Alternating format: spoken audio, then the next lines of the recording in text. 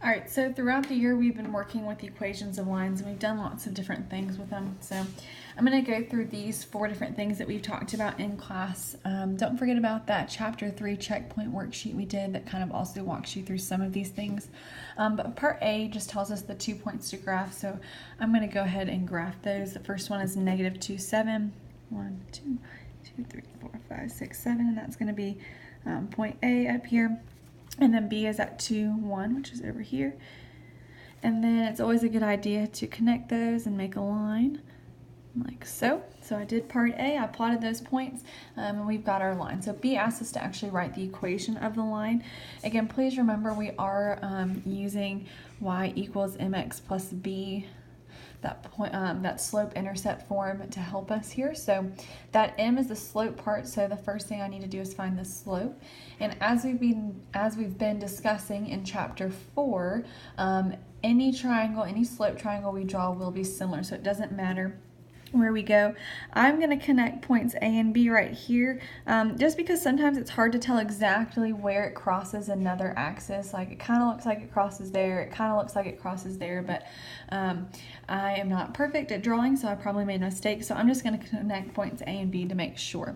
And right here, my slope, I'm 1, 2, 3, 4, 5, 6. So I'm going down 6, and I'm going to the right 1, 2, 3, 4.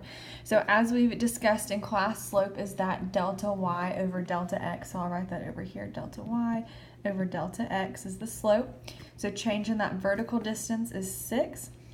Changing that horizontal distance is 4, and it is going to be negative because we're going down 6. And then that can be simplified to negative 3 over 2. So over here, write the equation of the line. Y equals, my slope is negative 3 over 2x. And then that B is where it crosses the y-axis. And so it's going to cross the y-axis right here at, well, that should actually be, if I go left 2 up 1, 2, 3, it should actually be right here at 4.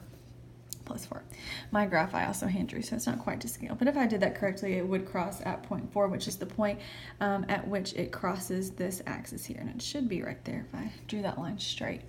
So that's my equation of the line. And this is all you need if I ask you to write the equation of the line. You just need to plug in those parts, the slope and the y-intercept, into that form. You don't have to solve for anything. That's your answer. Part C says find the distance between A and B. So I'm looking for the length of this line, and hopefully as we've been kind of working through chapter 4 as well, you start to see that a slope triangle is a right triangle. So this means I've got a leg and a leg here, 6 and 4, and my hypotenuse is across, and the hypotenuse is actually the distance I'm looking for. It goes all the way from point A to point B. So I should plug into the Pythagorean theorem. 6 squared plus 4 squared equals, you could call that x squared, c squared, whatever you want to call that.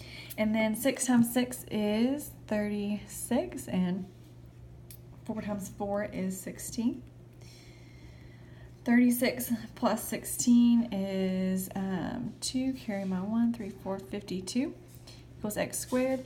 And that last step is going to be to take the square root. So x equals, our exact answer is the square root of 2, and if you plug that into the calculator, I do believe you get 7.2 when rounded. And then that is the distance of the line. It is 7.2 units long, so we were able to use Pythagorean theorem to help us with that. And then part D, this is probably the trickiest part for most of you guys. It says write an equation that is perpendicular and goes through 3, negative 2. So please don't forget what we've talked about all throughout this year, is that this term perpendicular means that it forms a right angle. So these two lines are going to intersect at exactly 90 degrees. In order to do that, we know that our slope needs to be the opposite reciprocal. So currently our slope is negative 3 over 2. So if I want to make sure there's exactly a 90-degree angle, I'm going to do 2 things. I'm going to flip my fraction, so negative 3 over positive 2 is going to become 2 over 3. This initial slope is negative, so I'm going to make this one positive. If I use this slope, then those lines will be perpendicular. They will cross at exactly 90 degrees.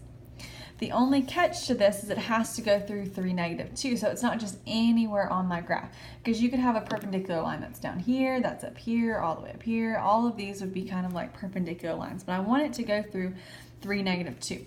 So what that's going to look like is we need to start at 3, negative 2. So I'm going to plot 3, negative 2 here. And then I'm going to use this slope to help me figure out where this line is going to go. So it needs to go up 2 to the right 3. That also looks like down 2 to the left 3. And this line here, again, my graph paper that I hand drew is not perfect, but we should see that there is a right angle there. And so that's going to cross my x-axis at 1, 2, 3, 0, -4. So when I plug this into my equation, because it did ask me to write an equation, y equals, I'm using that slope that I flipped and made the opposite sign. And I need to use the y-intercept based on the line I drew that went through that point, which is going to be -4. And then there's your equation there. So I graphed the points, I wrote an equation for the line created by those points, I found the distance using Pythagorean theorem in between those points, and I found a line that was perpendicular to the line I graphed that went through point 3, -2.